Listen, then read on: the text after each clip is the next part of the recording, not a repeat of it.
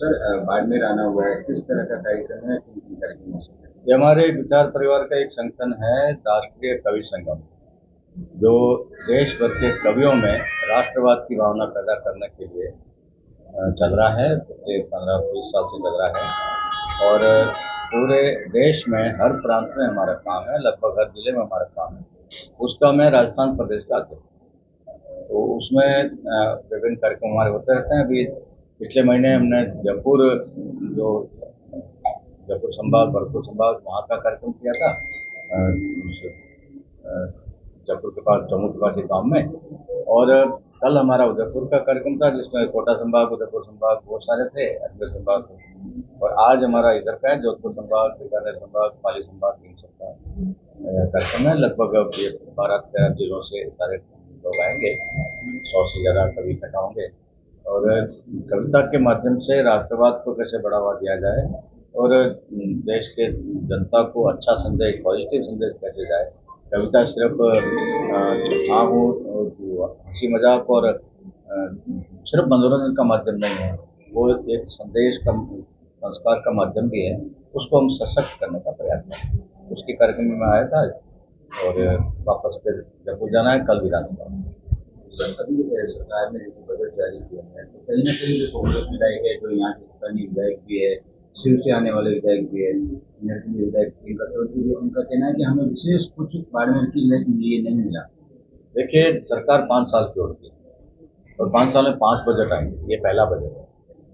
और पहले बजट में आप तुलना कर लीजिए, पिछली बार पहले बजट में अशोक गहलोत साहब ने क्या दिया था, उससे तुलना करेंगे तो बहुत बढ़िया बजट है। गहलोत सरकार हमेशा आखिरी साल में लोक लुभावनी घोषणाएं करती आई है। हमने इस पहले साल में इतनी लोक लुभावनी घोषणा करी है कि लोगों को लगता है कि कहीं हम चुनाव लड़ने तो नहीं जा रहे, ऐसा माहौल बना है। तो लेकिन फिर भी मैं कहूँगा कि 5 साल के काम एक साल में नहीं हो सकते। तो अगले बजट में और अच्छा आएगा। और 8 महीने बाद दूसरा बजट आ ही रहा है मार्च में, तो उसमें और भी अच्छा आएगा। तो जो कमी रही वो उसमें पूरी करेंगे। कुल मिलाकर जितने वादे हमने किए हैं, भारतीय जनता पार्टी ने किए जनता से, भारतीय जनता पार्टी के कार्यकर्ताओं ने किए हैं, विधायकों ने किए हैं, वो सब के सब इस 5 साल के कार्यक्रम में अच्छी तरह से पूरे होंगे। और जितना कार्यकर्ताओं ने और विधायकों ने सोचा है, जनता ने सोचा है, उससे ज़्यादा अच्छा काम हम करके रहेंगे। सर हरीश चौधरी का एक बयान आया है ठाकुरों के कुआ वाली कविता पर, उसके बाद देखिए, बवाल मैं मचा हुआ है, ऐसी मारवाड़ मैं ऐसी इलाके बातों में कभी बोलता नहीं, और ये ऐसा बोलना भी ठीक नहीं है। विधायक पूरे 2.5-3 लाख लोगों का प्रतिनिधि होता है, जिसमें सब जातियां होती है। जीतने से पहले वो किसी एक वर्ग की जाति या एक पार्टी का प्रतिनिधि हो सकता है, लेकिन जीतने के बाद सबका है। और ये सबके हित की बात करनी चाहिए। और बड़ा मन करके ऐसी टिप्पणियों से बचना चाहिए, उचित नहीं है। लेकिन जिसने किया है वो उन्होंने कुछ सोच समझ के किया होगा, वो अपना राजनीतिक गणित सोच के उन्होंने किया होगा, लेकिन ये उचित नहीं है, मैं उसको ठीक नहीं मानता। सर, नए राज्यपाल नियुक्ति को लेकर क्या कहना चाहोगे? बहुत अच्छा है। ये भारतीय जनता पार्टी है जो आम कार्यकर्ता को अवसर देती है। हमारे ओम जी माथुर साहब भी एक साधारण कार्यकर्ता से बढ़ते बढ़ते आज यहाँ तक पहुँचे हैं और लगातार आजीवन पार्टी के लिए उन्होंने काम किया है, आगे भी करते रहेंगे। तो मैं उनको शुभकामना देता हूँ, बधाई देता हूँ। गुलाब चंद कटारिया साहब भी पुराने कार्यकर्ता हैं। राजस्थान में जो राज्यपाल बन के आए हैं वो भी एक बहुत साधारण कार्यकर्ता है। मतलब अभी टीवी पे चल रहा था कि वो अपने जीवन के शुरुआत में अखबार बेचे, 8-10 साल तक उन्होंने अखबार बेच के अपना घर गृहस्थी चलाई। तो इतने साधारण परिवार से निकलकर आदमी यहाँ इस पद तक पहुँचता है। 6 बार वो विधायक रहे हैं, मंत्री रहे हैं और विधानसभा अध्यक्ष रहे हैं महाराष्ट्र के, और आज वो हमारे राज्यपाल बनकर आए हैं। ये सिर्फ और सिर्फ भारतीय जनता पार्टी में संभव है, बाकी किसी पार्टी में संभव नहीं है। बाकी सब पार्टियों में वंशवाद चलता है और बाकी जगह बेटा ही आएगा या बेटी ही आएगी, लेकिन भारतीय जनता पार्टी में कार्यकर्ता की पूछ होती है। ये फिर प्रूव होगा।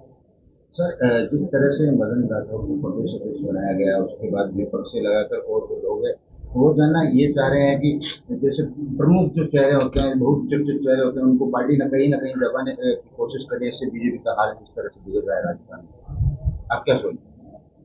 कौन कह रहा है बिगड़ रहा बीजेपी का? विपक्ष कह रहा है।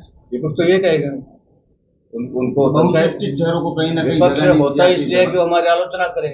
और मैं तो ईश्वर से प्रार्थना करता हूँ वो इसी तरह जीवन भर हमारी आलोचना करते रहे और हमारी सरकार चलती रहे। तो आगामी विधानसभा उपचुनाव में बीजेपी क्या देखिए, उन 5 सीटों में से एक भी सीट ऐसी नहीं है जो भारतीय जनता पार्टी की और जो कांग्रेस की अन्य दलों की थी।